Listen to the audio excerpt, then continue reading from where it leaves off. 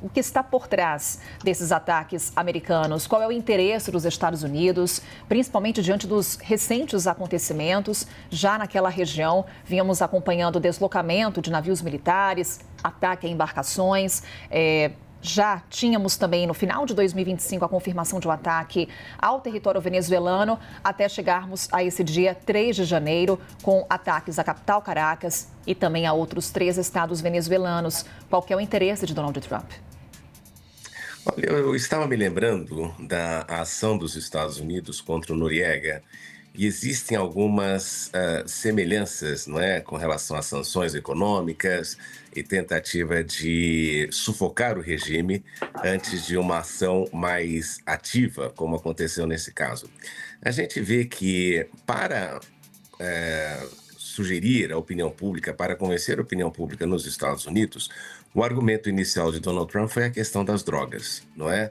E afirmou ali que os Estados Unidos tinham uma preocupação muito grande com a Venezuela, porque a Venezuela é um grande fornecedor de drogas. E, claro, todos os analistas que viram a questão disseram que a Venezuela era um ponto relevante, mas não essencial nesta questão de drogas. E, obviamente, depois ele partiu para aquele diálogo antigo, que ele já tinha falado na primeira presidência, por que os Estados Unidos não tomavam a Venezuela, que tem a maior reserva de petróleo do mundo, reconhecida.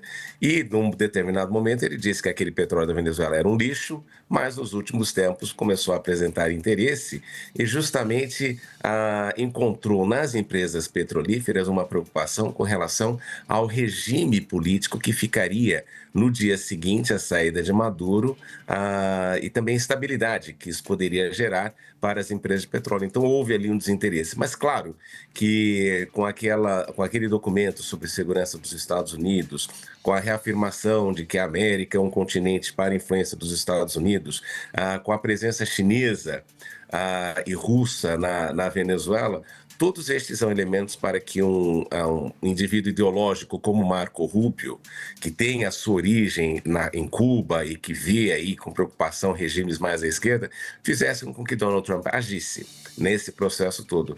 E há uma coisa importante, viu, Carol, para lembrar aqui. Não é numa defesa de Maduro, afinal, todos na região não gostam dele, isso está muito claro. A América Latina em peso é contrária à continuidade de Maduro nesse processo todo, mas a forma como é feita é que é muito complicada, não é? De você começar a agir assim como uma interferência direta nos países e uma interferência brutal nesse processo todo. Então, eu acho que o grande desafio que a gente enfrenta nisso é que Maduro não tem aí a solidariedade do próprio continente, mas a ação não é aquilo que deveria acontecer dentro dos limites do direito internacional. E essa é uma grande preocupação e claro que Trump passa por cima disso.